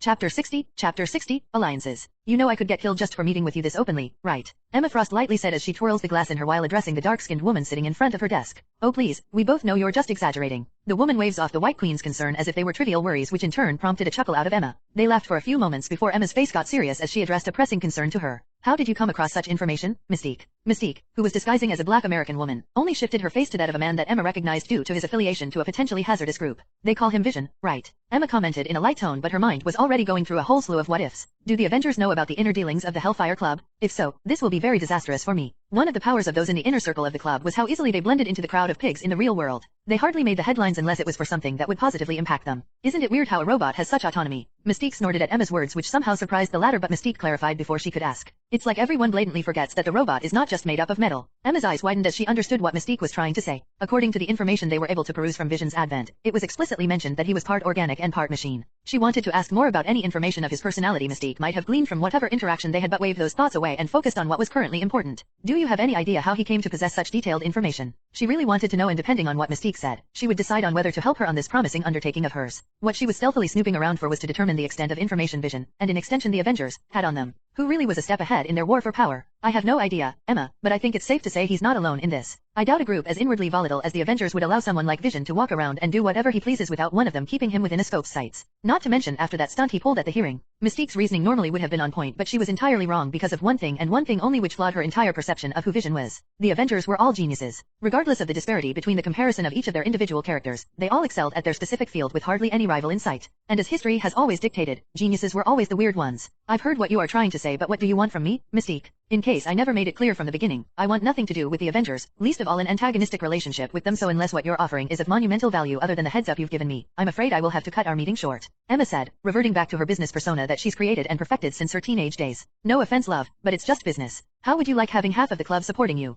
Mystique's words immediately gained her attention. I'm listening. I know you already have some damning information on a few of those in the circle, and all I need is for Vision, or whoever is behind him, to go after one of them while we use this chance to clean up some space. The two of them smirked and a coalition was set. Degree. At the same time that Emma and Mystique were having their secret meeting, Edward Buckman and Sebastian Shaw were having one of theirs. The details, though slightly different in context, were about the same topic. As agreed upon, I did manage to have my people salvage whatever they could from Norman's serum, and now it's time for you to live up your part of the deal, Shaw said while sipping a 30-year-old drink. Edward snorted at Shaw's attempt at the noble comparison of a loan shark. Project Armageddon is something I've been planning towards for years now, even before my admittance into the club. It's all about safeguarding our natural interests as humans against any invading species, for example mutants. Shaw's face betrayed no emotion as he beckoned for Edward to continue. With the emergence of mutants, it won't take long before they filter their way into every industry under the sun, and by then us humans will be relegated to nothing more than defects in their perfect world until we are killed off, and Project Armageddon is the solution to that. How so? While it's still not practical, it's more than halfway there. Despite the dangers the mutant race brings with them, we can't ignore the treasure they brought also, Edward said with his eyes flickering in excitement for Shaw to ask what he meant. Shaw rolled his eyes but played along for the time being. And what are these treasures? Their genes, Shaw, their genes, Edward said with a huge smile on his face. Not only the mutants, but mutates also. So far I've gotten the mutagene of the Hulk, an alpha-level telepath and a slew of others, but I've not yet cracked how to perfectly fuse all these mutagenes to create the perfect weapon. At least that it was until something happened. Now Shaw was without a doubt hooked. Who knew Edward, who lacked any real substance behind his actions, was spearheading something as ominous as this without anybody knowing? He had thought Edward only had a fetish for trafficking mutant organs, which was why he regularly kidnapped them. Come on now, old boy, don't keep me in suspense, Shaw joked as he refilled Edward's glass and prompted him to continue, which the latter gladly did without the alcohol even prodding him. Helen Cho Cradle successfully fused organic tissue and machines together to form a sentient life form. It was a stroke of brilliance, but I want to push that forward. Instead of just tissues and whatnot, what if I succeed in fusing multiple mutagenes into one and fusing that with the vessel for my perfect soldier? The more Edward spoke, the colder the chill that went down Shaw's spine became, but he never let the small smile on his face vanish. If I can do this, I will finally have the perfect weapon to erase mutant kind from the face of the earth. It was only then that Shaw realized just how dangerous the man he's known for years now truly was. The hatred he had for mutants was not something natural, but then again so was mutants. Hate couldn't be rationalized most of the time. Sometimes it's just something one grows up with. His thoughts were forcefully snapped short when he heard Edward's following proposal. Do you want to join me, Shaw? Unlike the others in the circle, you are the only one I can trust with this kind of information. Hearing the sincerity in Edward's voice, Shaw was almost tempted to forego his plan of killing Edward when he was through with him, and he's outlived every aspect of his usefulness, almost. Of course, my friend. While the others might party hard and blow away through every sort of luxury on this planet, at least there's someone I can count on to look at the bigger picture, Shaw said with an impassioned expression as if lamenting a forgotten regret. To the future. To the future. The both of them clinked their glasses and drank their wine before falling into smaller conversations. To the future indeed. Degree.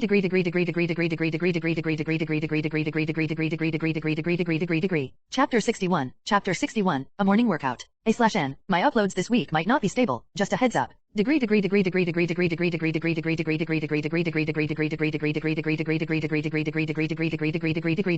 Vision POV. One thing I dearly miss about being human was the refreshing feeling of satisfaction one gets after a good night's sleep. I can't even fall into a deep sleep, talk less about taking a peaceful afternoon nap. Any schedule for the day. Generating today's workload. Since I have nothing of importance to do today other than my normal daily routine, I think I should spend it doing a little introspection. While walking out of my room to the kitchen to grab a healthy breakfast, I went through some things I've been putting off for some time now. The Mind Stone can now be safely dislodged. Be advised, removing the Mind Stone completely from your influence will drastically hamper the efficiency and functionality of some of your rather extensive abilities. What about finding a way to traverse the quantum realm and, who knows, maybe pocketing a part of it? Collection of data regarding the quantum realm cannot exceed 70% as most of its progression is highly based on theories and might fluctuate lower once their veracity has been verified. The most efficient way to increase your knowledge of the quantum realm is to quantum shift. And we're back to that. There's a reason why I still have yet to dive into the quantum realm, and that's because of the innumerable dangers and problems that came with it. I have it on good ground that there are more than enough viruses and other unexplainable phenomena there that could outright affect or kill me, and while I might just be overreacting, it is better that I have all my bases checked and accounted for before taking a step deeper. Facing through the kitchen door, I stopped to look at Laura, who was sitting on a stool and staring in my direction. Waiting for me. MMN. She nodded. Seeing I wasn't the only one ready for a morning fix, I immediately went to work with something light, pancakes. Mind helping me out? She left her stool and helped me mix the batter while I attended to the toast and whatever add-ons the others might want. Will I become weaker by just removing the stone from my head? Negative. Though there are factors that will reduce your use of the power of the Mind Stone, with distance the most prominent of them. This was nice and all, but I still have yet to come up with an alternative power source, and honestly speaking, there were none. What could be a better power source than an Infinity Stone? Wait, can the Infinity Stones work in the quantum realm? It's a probability. Based on information gathered so far, the quantum realm is a nexus point between multiple universes, which means it eclipses most, if not all, universal laws. While it will be severely hampered, it won't be a problem for you to use the power of the Mind Stone to fully power yourself as normal, though it might be impossible to exact influence on the realm itself with the Infinity Stones. I see. That takes care of a lot of problems and opens up a lot of avenues for future enhancements. Vision. I raised my head to look at Laura, who was holding a bowl of perfectly mixed batter. I smiled and took it from her and set about making pancakes. With Laura not being a talker and me being an empathy, conversation between us flowed smoothly and unspoken while remaining peaceful and lighthearted. The others joined us for breakfast, those currently around, and since I volunteered for the morning work I had to make enough for everyone. Pietro and Davis, you're coming with me after this. I told the both of them, and Davis eagerly nodded, already knowing what was in store for him. After breakfast, the both of them followed me to one direction of the large expanses of the land around the compound. Our training is simple. I'll be gauging Davis' mental faculties while putting him through high stress, and as for Pietro, you better start moving those limbs of yours. Those words were the only thing they needed as an impetus to get moving. Davis grunted and went on all fours as he shed the outer layer of his skin to reveal the huge bulging muscles underneath with bony spikes growing from different parts of his body. Let's rumble. Enable defensive and counter-attacking protocols against target Pietro and Davis. Nah, no need. You sure you want to fight the both of us? Davis' deep growly voice sounded out as he got up from his crouching position. Trust me, there are easier ways to handle my mornings, and this so happens to be one of them. They must have been irked by my words as they forewent all thoughts of probing and came at me as if I was the one who murdered their dog. Pietro rushed at me before Davis could even take a step, and this was where dealing with the speedster became frustratingly annoying. I can't move my limbs as fast as Pietro. Since this was just an observatory battle, ending it quickly will serve no beneficial use for what I wanted for the both of them, so I had to figure out a way to keep up with Pietro's movements. I charged my body with electricity, and despite what most people might think, that didn't automatically make me fast. Not it did, but it did give me a way to deal with Pietro for the time being. A barrier appeared in front of me, narrowly stopping Pietro's punch from reaching my head, and the moment where he took to react to the surprise was all that I needed to use the shield to bounce back all the kinetic energy that was impacted on it in the form of an electric blast. After sending Pietro crashing a few meters away, a huge shadow came over me, giving me the only advice I needed to change my position before Davis crashed into the spot where I once was. How is he? Despite the peak in negative emotions he's currently feeling, all his mental wavelengths points to him still in full control of himself. Good, then let's switch it up a bit. I ducked under the punch Davis threw, and my eyes actually widened in surprise as I saw Pietro running through the body of the grey behemoth, trying to catch me off guard, which he did for an instant, but me seeing there was no way I could react with enough speed to dodge the both of them, went for one of the few options available in this scenario. I sank into the ground, thereby dodging the both of them before turning invisible as I exited the dark ground and flew over Davis before grabbing his head and slammed it into the ground, shocking them both. Pietro tried to move, but I was one step ahead this time around as he found his leg buried under the ground. Davis' growls alerted me to turn around to see the bones around his knuckles and joints extending outwards by a few centimeters. I'll redact my statement. There are more productive ways to spend the morning. Based on the increasing number of striations bad longer bones in his body, target Davis seems to feeding off from his frustrations directed towards you. Though it's nothing new for a Hulk variant, it doesn't make it less interesting.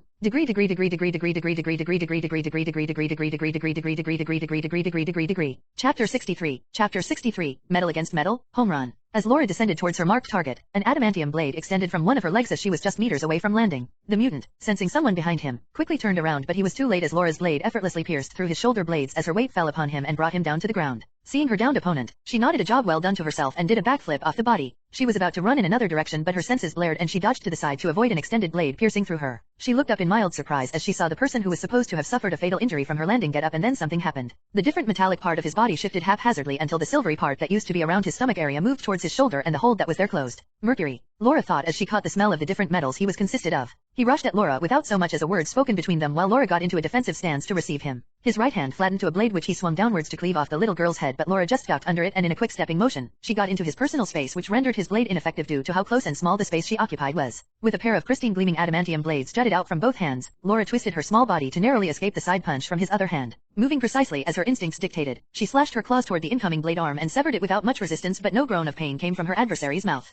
Capitalizing on the opening created from his lack of balance for losing an arm, she used his chest as a platform to step off from and used her other leg to give him a roundhouse kick that disoriented him. She looked at the stump of his arm that wasn't bleeding and frowned, even harder at the lack of reaction she was getting from him. He really looked like he was made up of metals both in and out. The man transformed his other hand into a golden mace and brought it down on her, which forced her to step out from his space to dodge. Unfortunately, that turned out to be a wrong choice of action, as the man picked up his other arm and moved his mercuric portion to the stump before fusing it with the severed limb, which immediately gained the mercuric property upon contact. Laura groaned as she saw him back to being whole, but didn't panic as she formed an action path with the goal of cutting out the part of him that was made of mercury. Piece of cake, she muttered, and this time took the initiative of attacking. Degree. With Steve's group, they were facing off against a group of 5 mutants which consisted of a behemoth of a man with bull horns and hoofed fingers, a guy with 2 tail that looked like stingers, clearly poisonous at a glance, a woman with a weird mouth and heavy belly with unknown abilities, the guy who explodes anything he touches, and one with spikes from all sides of his body as if he were a porcupine. The moment they saw Steve and his group, the one with the spikes sent a volley of spiked projectiles at them, which was stopped by Wanda, who caught all of them midair and sent them back to their sender. 3 of the mutants dodged while the horned man and the weird woman stood their ground at the incoming spikes.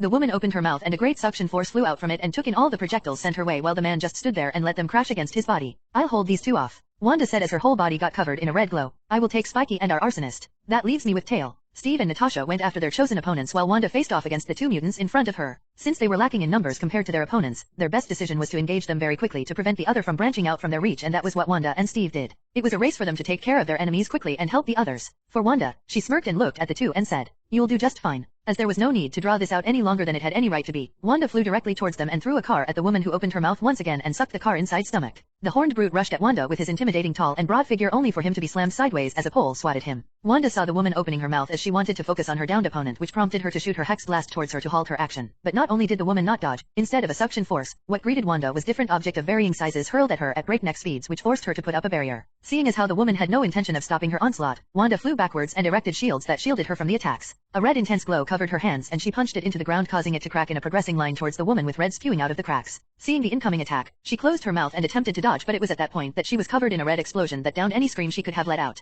"Now it's your turn," she said, addressing the horned man who was preparing for a charge in a bull-like way. As the man started his charge, red chains spewed out from Wanda's back and shot forward to bind him, wrapping against every part of his body until his charge became static. The chains clung tighter to his body as he tried wriggling his way out of it. Darkness cast a shadow over him and 4 barriers went up around him, which made him look up only to be greeted by the sight of a falling tanker that exploded in a fiery blaze as it crashed into him.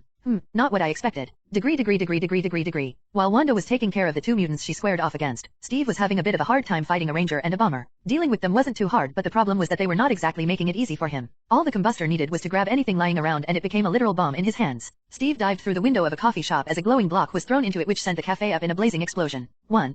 2 seconds, maybe less, he said with a slightly uneven breath due to all the jumping around he's been doing. I got this. Psyching himself up, he tapped the ear region of his cowl and it simultaneously covered his exposed mouth and eyes. His shield let out a whirring noise as the edge of his shield turned red like plasma. Taking a deep breath, Steve jumped out of his hiding spot and immediately threw his shield towards the spiky mutant with his full strength, causing it to tear through the air with negligible resistance as it covered the distance between Steve and its target. Steve dashed towards the combustor, who held a couple of glowing rocks in his hand that he threw towards Steve. 2 seconds, maybe less. Steve ignored the squelching sound he heard as his eyes were focused on the bombs halfway towards him. With his higher than average physical factor, he jumped towards the incoming bombs and with a flicking motion of his hand, his shield shot back towards him from where it had been lodged after dissecting the spiky mutant halfway. The shield flew towards him with a speed just as fast as the one he threw it with and landed in his hands at the exact moment the bomb got in front of his face. In a display of an applaud-rewarding gymnastics, Steve dodged the bomb with a sideways 360 degrees, but before the bomb could sail harmlessly past his reach, he swung his shield as if swatting something and hit the bomb with a backhand smash that sent it flying back to its pitcher. The mutant, who never expected Steve to be able to dodge the bomb in the first place, least of all hit it back, was in the middle of another throw, caught off guard, as his own bomb appeared in front of his face, which caused him to freeze involuntarily. The bomb, which Steve had already calculated the time frame between its explosion and time of impact, exploded right in his face, setting off a chain reaction with the other bombs the mutant held. Now, that's a home run. Your area has been cleared, Cap. Degree.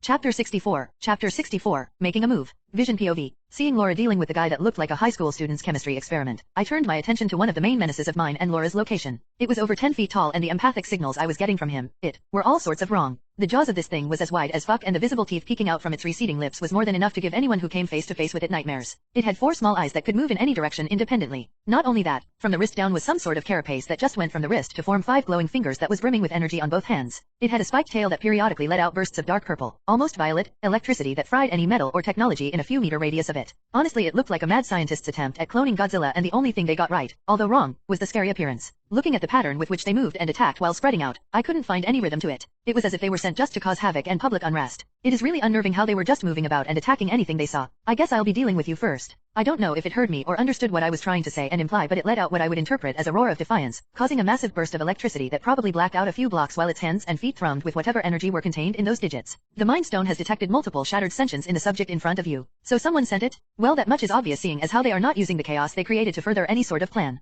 I managed to stifle the sigh that hung around my throat and worked with the information I was currently privy to. Can you find out if there is any receptive signal they might emit? Negative. The consciousness of the subject before you has already likely been programmed and closed off after it was given an order. I hate Marvel. For some reason, I have been feeling like that lately and I don't know why. But intellectually speaking, just why? Why the fixation on clones and mutant experiments in Marvel? Still keeping the sigh within, I shook my head and muttered to no one in particular. Let's just get this over with and find out which among these attackers know anything about whoever is behind this. Finally turning my full attention to the thing in front of me, I watched with an analytical gaze how it was gathering the energy and smoothly distributing the energy from its hands and feet to any part of its body it wanted to attack with. From afar we looked like a hero facing off against some mighty monster with me floating around in the sky with my dark cape billowing behind me. As much as I don't appreciate superhero costumes, I don't exactly have an alternative to it, so I went with my former suit after making a small color scheme change. Unlike Godzilla, the thing in front of me looked human despite its monstrous stature and appendages. It finished charging whatever attack he had been cooking in and in one swift burst let it all out at me. In the face of its attack, I raised my hand and the space in front of me contorted as I formed an electromagnetic field that stopped the blast. Incoming energy can be absorbed in moderation to prevent any instances of blackout due to its nature. Don't bother. As soon as it stopped its energy blast, the electromagnetic field in front of me broke apart like glass as I closed the distance and punched him into the ground. Shit. Probably should keep the damage to a minimum. It grunted and tried to stand up, but I brought my leg down on its face and caved the ground a few meters deeper. Its fingers once again thrummed with energy as it tried to slash it at me, only for an energy blast of mine to be fired from my legs to impact his head. Despite the point-blank hit to its face, it still tried to struggle, but I wasn't having it as electricity cackled around my finger and dove towards its head and engulfing it in blanket of blue light as the electricity fried everything in its head despite the fact that he could absorb electrical energies. Your area has been cleared, Cap. I informed Steve as I looked at the burnt face of whatever this was. Unfortunately for it, I had the edge over it in energy absorption and manipulation. Since there was nothing I could salvage from this thing, I left its body there and moved towards where Laura was dicing up her opponent. The man couldn't even make a straight motion before Laura diced up a part of his body and kicked it far away. There's one down the street, so finish that one up quickly, I said before going in another direction where a mutant was currently thinning a herd of humans. Without stopping for a moment, I grabbed him and took him away with me. With a command from me, my mental power poured out and flowed into his mind and brutally broke through any flimsy mental barrier he might or might not have had. TCH. I snorted and threw his vegetable body away as I found out nothing of importance. Run a scan. Register all the brainwave lengths that are similar to the other two I killed. Fuck. Guys, none of these are people. They are all programmed puppets. I informed the rest of the team, which was giving them free rein to do whatever they want. An enraged shout took my attention for a couple of seconds as I turned to look at where Sam's group was fighting. Vision. I turned to Laura, who was already done with the two opponents she fought, and smiled at her. Finally content. She nodded and came to stand beside me as I landed. Most likely this attack was carried out to worsen and force the Parliament into signing and passing the Mutant Registration Act. The problem here is that the number of people who would want to do something like this are many. Come with me, Laura. Let's go do some rescue while the others round up their fights. Laura and I went about helping people we could and retrieving the bodies of the dead ones and doing what we could to identify their families. It was safe to say that whoever did this knew what exactly they were doing and making it look like it was a bunch of rampaging mutants. Depending on how we handle this, whoever did this could spin the narrative and get the public on their side. After they were done, Pietro and Wanda helped out with the rescue while I attended to those I could by either applying first aid or mending broken bones before the paramedics came. Though it ended as a small attack, if they had been given enough time they could have caused some substantial damage that would have been had to deal with. Do you have any idea who might be behind this, Vision? Steve asked me as I finished helping out those I could. Your guess is the same as mine. Whatever Ross and the facility where I found Laura was working on are connected. We know what they were trying to do, but we don't know who they are, I said. But give me a little time and I'll find out who they are, I added. Message received from Raven Darkholme. We need to talk. I let out a small smile as I saw that message, knowing fully well what sort of answer she would give me after seeing what happened today. You think they'll push the Accords on us more after this happens? I nodded. In the movie, they pushed forward the Accords after Wanda mistakenly killed innocent civilians, which also included foreign dignitaries, while trying to deflect a bomb. While it is indeed a worrying subject, I advise not to put too much thought into it. I advised. Steve looked surprised at my advice and asked me why I said that, and my answer was simple. Everyone has already made their choice in the event that the Accords are passed. The reason I'm strongly against the regulations listed on the Accords is because of how it will affect humans and mutants both. I don't want to see what an Omega-level mutant who is pushed to his final limits will do in retaliation. I see. I really need to start putting people in places of power. I hate the fact that the only way I can go against them is brute forcing my way through any law they make. This is one of those instances of the pen being mightier than the sword.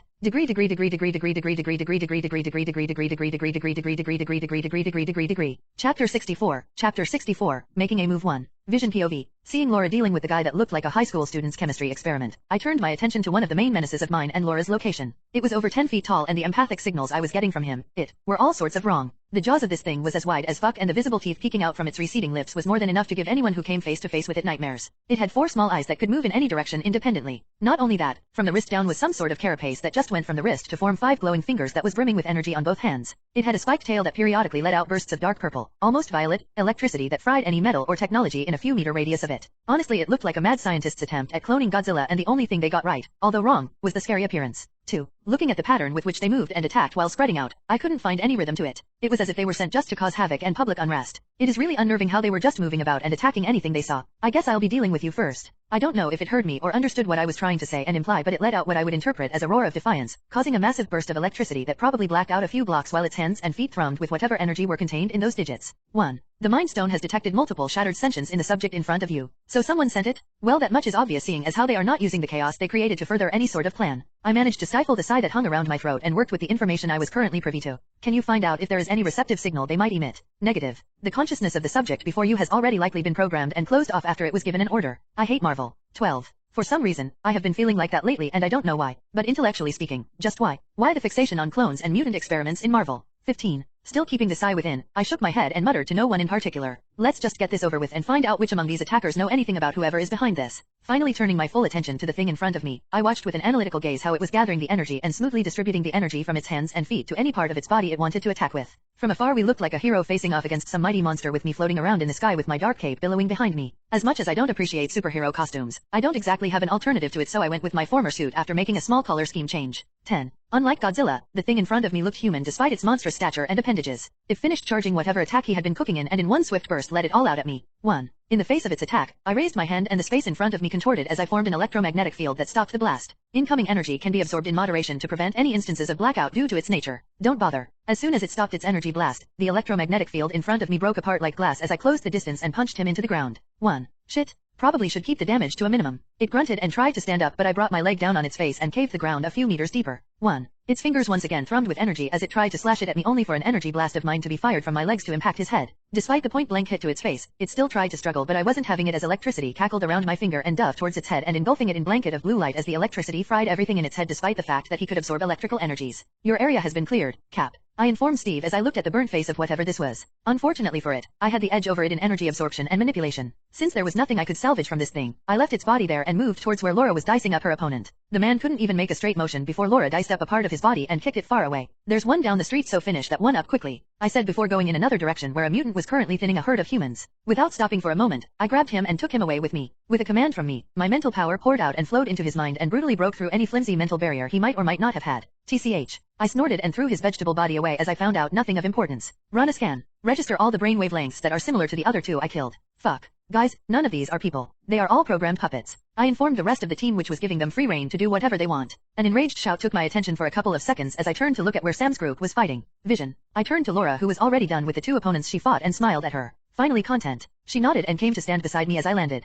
Most likely this attack was carried out to worsen and force the Parliament into signing and passing the Mutant Registration Act. The problem here is that the number of people who would want to do something like this are many. Come with me, Laura. Let's go do some rescue while the others round up their fights. Laura and I went about helping people we could and retrieving the bodies of the dead ones and doing what we could to identify their families. It was safe to say that whoever did this knew what exactly they were doing and making it look like it was a bunch of rampaging mutants. Depending on how we handle this, whoever did this could spin the narrative and get the public on their side. 1. After they were done, Pietro and Wanda helped out with the rescue while I attended to those I could by either applying first aid or mending broken bones before the paramedics came. Though it ended as a small attack, if they had been given enough time they could have caused some substantial damage that would have been had to deal with. Do you have any idea who might be behind this, Vision? Steve asked me as I finished helping out those I could. Your guess is the same as mine. Whatever Ross and the facility where I found Laura was working on are connected. We know what they were trying to do, but we don't know who they are, I said. 1. But give me a little time and I'll find out who they are, I added. Message received from Raven Darkholm. We need to talk. I let out a small smile as I saw that message, knowing fully well what sort of answer she would give me after seeing what happened today. You think they'll push the Accords on us more after this happens? I nodded. In the movie, they pushed forward the Accords after Wanda mistakenly killed innocent civilians, which also included foreign dignitaries, while trying to deflect a bomb. While it is indeed a worrying subject, I advise not to put too much thought into it. I advised. Steve looked surprised at my advice and asked me why I said that, and my answer was simple. Everyone has already made their choice in the event that the Accords are passed. The reason I'm strongly against the regulations listed on the Accords is because of how it will affect humans and mutants both. I don't want to see what an Omega-level mutant who is pushed to his final limits will do in retaliation. I see. I really need to start putting people in places of power. I hate the fact that the only way I can go against them is brute forcing my way through any law they make. This is one of those instances of the pen being mightier than the sword. 10. Degree.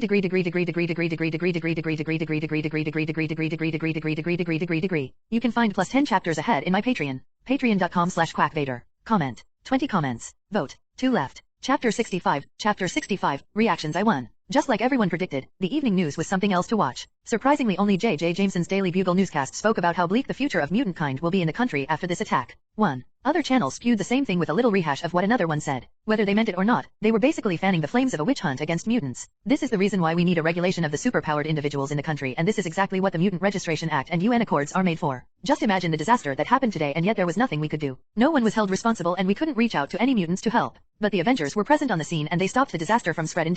Yes, they did, and we are thankful for that, but the painful truth is that the damages were already done before they arrived. Lives and infrastructure had already been destroyed before their arrival. It's also saddening to think that though the Avengers claim to want to protect the Earth, none of them have been forthcoming when matters of the Accords were put through them. 1. The reactions varied from people to people, but the politicians were mostly rallied under one banner. The consensus was that the superpowered individuals should sign the acts and accords when it is passed. 2. Unfortunately, the reason why those familiar with politics, mostly heroes and mutants, were hesitant in signing any of them was because, for heroes, it meant that the government had the right to order them anywhere irrespective of their choice, and also had the power to restrain their movements to certain places if they felt it will threaten the stability. For the mutants, however, signing up for the Mutant Registration Act was no different than submitting a pending conscription for the U.S. military. While it is not as blatant when given a first glance, the Registration Act coupled with the Accords was a surefire way for the government to create their own personal super army. If it had been under different conditions, both the Registration Act and the Accords would have been the dream of every mutant, but humans' unending greed for power was more than powerful enough to corrupt the purest of intentions. While some argued that the superpowered individuals of the country should come forth and support the new movement in order for something like this not to happen again, others weren't subtle in pointing fingers. I've said it before and I'll say it again. Nothing good will come out from the mutants, and while the so-called heroes are currently helping, who knows when they will turn against the innocent citizens they once sworn to protect.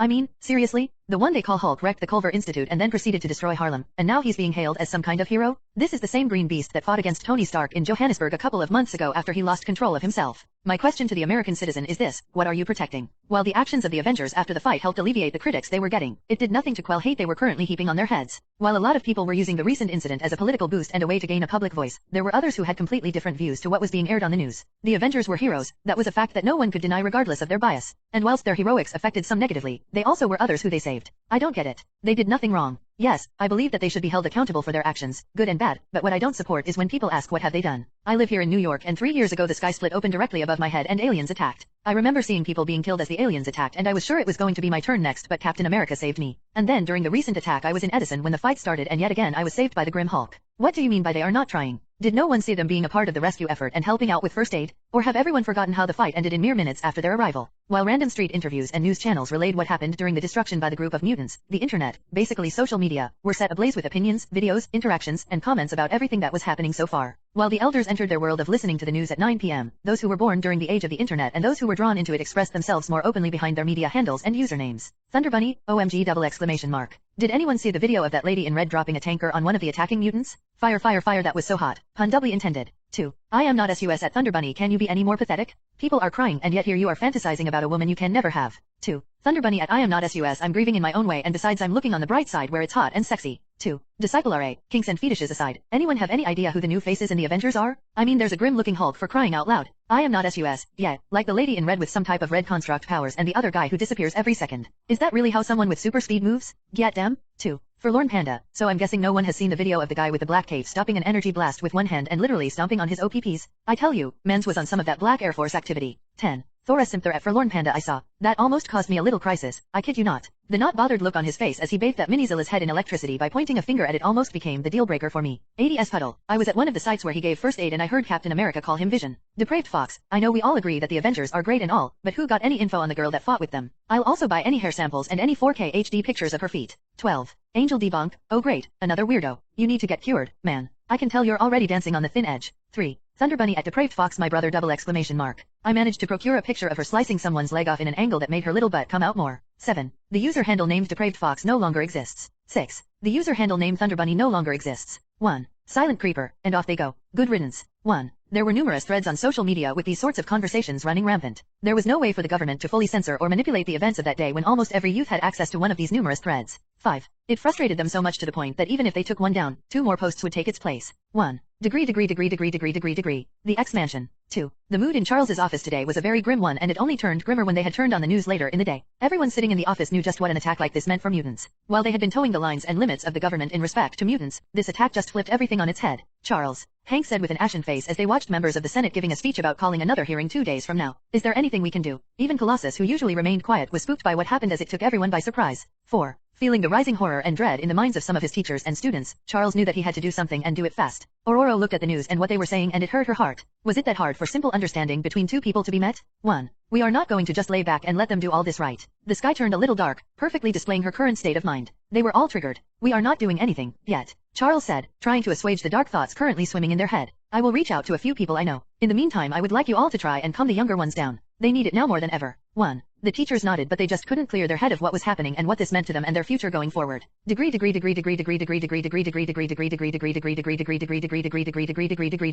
Chapter 66. Reactions 2. Edward Buckman was beside himself as he saw how effectively he had manipulated the public opinion towards the mutants. It had been a constant worry on his side as he saw people no longer caring of the danger that the mutants represented, and all that was needed was a little coaxing from his friend Shaw, and he effortlessly got them back on the right thinking path as they were once again reminded of the ticking time bomb that walked in their midst on a daily basis. He would have been overwhelmingly ecstatic about the whole thing if not for one little piece of information he got during the whole squabble between his brain-dead experiments and the Avengers. Weapon H and X-23 had been acquired by the Avengers. He was appalled when he found that out and soon realized that it was the Avengers that destroyed Ross military base in Nevada and sabotaged their joint coalition by killing all the top officials and the scientists spearheading the experiments. Not only that, they also completely destroyed one of his facility that was sponsored to restart Stryker's past research of mass-producing unkillable soldiers. And then there was Norman Osborn's death. Given how the first 2 incidents were caused by the Avengers, he held little doubt that they too were responsible for Osborn's death. If he had only lost 2 specimens of 2 important experimental research, he wouldn't have been that bothered by the loss, but in this event, he not only lost his prized possessions but also every speck of data pertaining to those research and experiments. The loss was too monumental. The 3-step loss of his investments forced the actualization of his project, Armageddon, to be pushed back indefinitely. Damned fucking Avengers. 3. He was not worried about his involvement in those experiments being found out because he was sure not to leave any paper or digital trail of his participation, but what he was worried about was how the Avengers would react if he made some of his friends in the Senate pressed for the custody of the 2 of them. Doing something like that would definitely alert them that someone involved in those inhumane experiments was finding a way to get them back. At this point, I don't fucking care anymore. The Avengers are already on their last legs and would soon be put on a leash like those kids from the Baxter Building. 5. He could just wait it out, but there was a chance that they could go hiding just as Bruce Banner had done for almost a decade, and his experiments would be lost to the wind, or someone might get their hands on them first before he did. A disadvantage of working in the shadows was that there were always some restrictions with every action you take. Won't it be better if I just take them now than face the possibility of losing them when the Avengers go under? But then again, it's the Avengers. He pondered out loud as he watched the bright city nightlife from his office. Minutes. That was all it took the Avengers to put an end to the chaos of the rampaging mutants, and that was without the inclusion of Tony Stark, Thor, and the Hulk. They weren't a ragtag bunch like those wannabe vigilantes that were playing at being heroes. Each of them were an asset that any sane military power coveted, and together they formed a very powerful organization that made the American government exceedingly cautious. For Buckman, due to the pressing importance of his project, Armageddon, he couldn't afford to be passive when he could not predict what kind of actions the Avengers will take if pressured too much from the government. He was a businessman, and so he knew how to identify stubborn people and those who will fiercely fight back if they are cornered, and the Avengers were such people, at least the members he's met. Should I tell Shaw? He shook his head at that thought because even if he trusted Shaw to a certain limited degree, he couldn't let him in on his every move. After all, they were business, and seeking profits was their whole modus operandi. Coming to a decision, he looked at the huge building in the middle of New York with words Stark emblazoned on it and held his drink towards it while motioning a toast. To a greater humanity. Degree. Raven Darkholme POV. Mystique simmered in rage as she watched the recap of the news that was recently circulating everywhere. For the first time in recent years, Magneto had reached out to her to ask her if she knew anything about what happened, and she answered truthfully to her knowledge. She had not the slightest idea of what the hell had happened. The reason for her anger was not because of the predictable foolish decision that will inevitably be made by the country's leaders, but because of the effect such decisions will have on other innocent mutants. She wasn't afraid to go against the full might of the world to secure her right to live in this sickening world. The only thing that held her back was because she did not have the means. She was not like Eric, Charles, or even Emma. The power she held could amount to nothing in front of these people. The only thing that had kept her alive all through the years she's been alive was her intellect and her ability to shapeshift. If only she had a little bit of the power like her 2 friends, she was sure she would have done more than any of them had done. 1. Seeing how interview after interview only gave those hateful people a neutral ground to express their hatred for her kind, she in a rare moment of regret wished she was born with a more powerful ability. The only reason she left Charles for Eric was because the latter had the power and the drive to bring about the change he wanted, and while he did deliver on it, the result of his actions warped him so much that she found it hard to be near him at times, so she left. She knew that with the recent events happening, Eric would no longer sit aside and move in the shadows. The world would soon see the re-emergence of the world-class threat known as Magneto, and she knew that for a fact.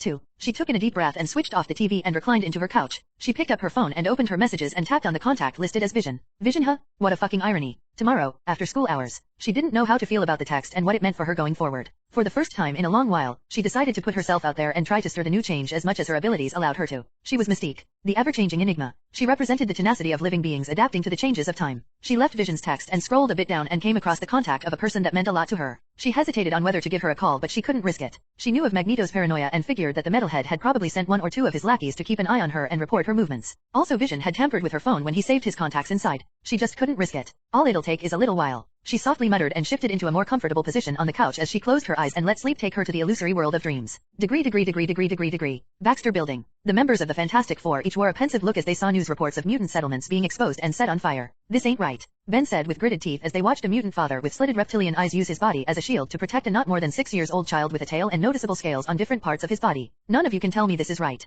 Despite being the one with the rock-hard exterior, he was one of the kindest people on the team and even among those they knew outside. As sad and inhumane it is, there's very little we can do, Reed said with an apologetic expression. 1. Hearing Reed's words, Ben scoffed in irritation. Yeah, and whose fault is that? Come on guys, we shouldn't do this now. Johnny immediately tried to placate Ben so as not to let the matter escalate and create more discord among them. He looked at Ben and tried to reason with him as softly as possible. Unfortunately bro, Reed is right this time. There's nothing we can do. Their position in this whole mess was a little awkward, which only worsened it for them as their movements were constrained. We might not be able to do anything, but what I do know is I'm not signing any shit if those bastards are going to let something like this happen, Ben said as he stood up and walked away with heavy steps. The living room they were in fell into an awkward silence as none of them knew what to say after Ben's outburst. You've been awfully quiet, Sue. What's eating at your mind? Johnny turned to his sister who had uncharacteristically remained quiet throughout the whole thing. Shaken from her thoughts, Sue waves her hands as if it was nothing of importance, causing Johnny to shrug and lay off it. Sue, in the confines of her mind, was plagued by a question that was flowing through a lot of people's heads after the recent carnival of madness. What am I supposed to do? 8. Degree.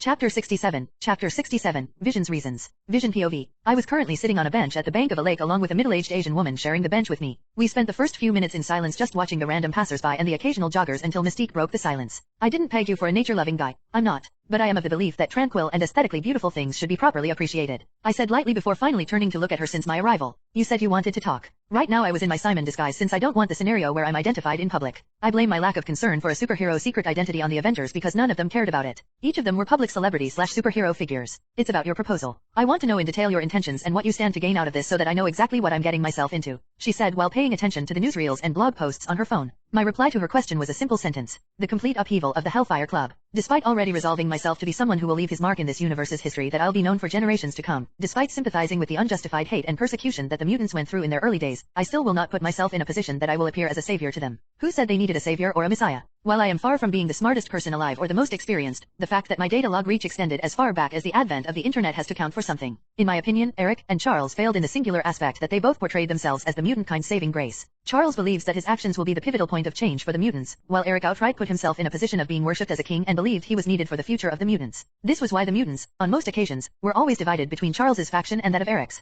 Seeing that I meant exactly what I said, Mystique gave me a side glance and asked again. And you intend to do that by having me infiltrate the inner circle? There must have been a criteria that I passed for you to seek me out. What is it? I can tell that she has already agreed with my proposition and this back and forth was just a way for her to get a mental picture of me. I don't care much for it. On the contrary, it's better for her to create her own opinions of me with a conversation like the one we are currently having. Criteria? Well, I won't lie and say that I didn't put together a few considerations when deciding on who I wanted to work on this with. I informed her as I rubbed my two palms together and blew into it. First thing I considered when deciding on it was perseverance. While staring directly at her as if I could see her innermost thoughts and heart desires, I gave her the first reason. You stuck with Eric for more than 4 decades despite his numerous shortcomings. That requires an inhuman level of perseverance and focus, and I'll very much like that when working with someone. She looked stunned, more in shock and surprise with a little bit of wariness, but I didn't give her a chance to break my momentum and continued saying things out of my ass mixed with what I knew of her. Moral alignment aside, I believe Eric wouldn't have gotten to where he is as fast as he did without you. Not to be presumptuous, but I believe he considers you an irreplaceable asset in his organization, that is if he hasn't gotten senile. I couldn't stop my lips from twitching as I remembered the astonishing number of betrayals and number of times she switched sides or just played two groups altogether. Oh, she definitely was no saint, no doubt about that. While you come with your own fair shares of trouble, I could care less about them since you are pretty capable as you haven't lost your head after more than a century. Turns out that this version of Mystique was the one over a century old because I had found a picture of her in 1968 in her adult polymorph form. 1. So in essence, what I'm basically trying to say is that you've been around for far much longer than either Charles or Eric, and you've been by their side long enough to remember all their behavioral tics and subconscious tells, and yet you are the one who has faded away. Now we were both staring into the other's eyes to ascertain any bit of falsehood lying deep beneath. I've already made it clear that this was not a proposal of equal partnership, as that would mean we are working towards a mutual goal. We aren't. On my side, I had no reason to lie to her as there was nothing I stood to gain from it, and it's not as if I needed something from her. Her being here with me was a choice I made after ascertaining who I was dealing with.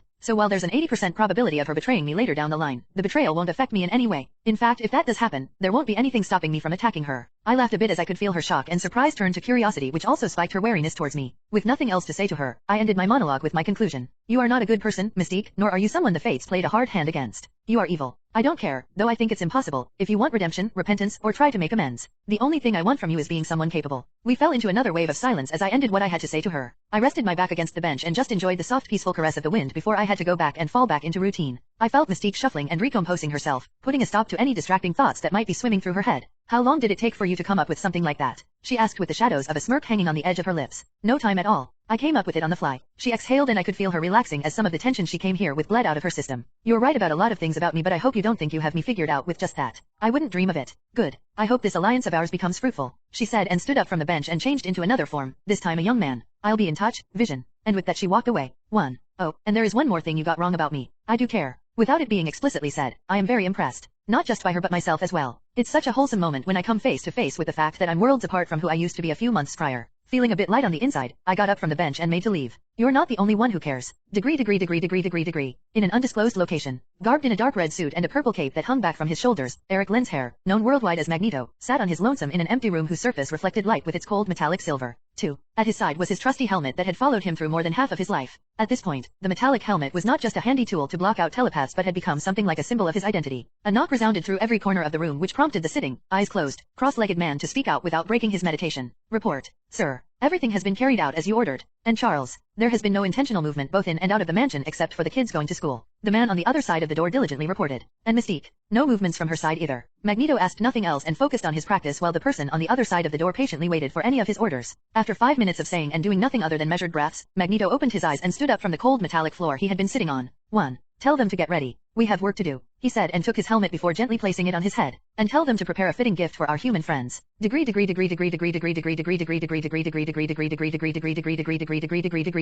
Heard the previous chapters lacked substance, yeesh. Honestly, I don't even know how to go about rectifying that, and I know that the obvious path to take is to push the plot forward, but sometimes I just end up typing chapters after chapters and when I go back to reread and edit them, I be like nothing actually happened though. So yes, plot progression is what I'm doing, but I think I end up writing too much about the background and stuff. 3. It's all a learning experience for me, and while that is not a valid excuse, I feel that sometimes I should just wing it rather than care writing. Honestly, this all leaves my head jumbled, but I'll try my best though. 1. Quack, out. Chapter 68, Sarah's Discovery. Vision POV. As expected, the days following the disaster were hectic for everyone else as hundreds of calls from the White House, Congress, and Senate came flooding in every single minute of the day. It got unbearable to the point that Steve had to ask me to reroute the system's network to divert calls coming from specific IPs before we managed to secure enough breathing room. On my end, since I know that Raven will be working her ends while having Emma's backing, I wasn't too worried about her failing. All she needed to do was give me an opening, a single reason, to crash and burn whoever she picks as her first target. Out of the members of the inner circle, some would prove a hard assignment if she were to try to usurp their throne, and the prime example of those people would be the two kings and queens. She was more than wise enough to steer clear of Seleni's path so that left only 3 big cakes in Shaw, Frost, and Buckman. Trying to take down Shaw as the first target without diminishing his influence would destroy the club, so he was automatically out of the target list, meaning only Emma and Buckman were left. Since she had some dealings with the White Queen, Buckman was the only one who would fit her prime target criteria. But all these speculations were based on the fact that she went after one of the main powers, and knowing Raven, that was exactly what she would do. That aside, it seems that the recent mutant terrorist attack had forced some small-time heroes and vigilantes to pop up from every corner of the state. From the rumors and blog posts that were caught in the algorithm I had set in place, it seems like Daredevil and Luke Cage are now up and about. Hopefully this is all for the best.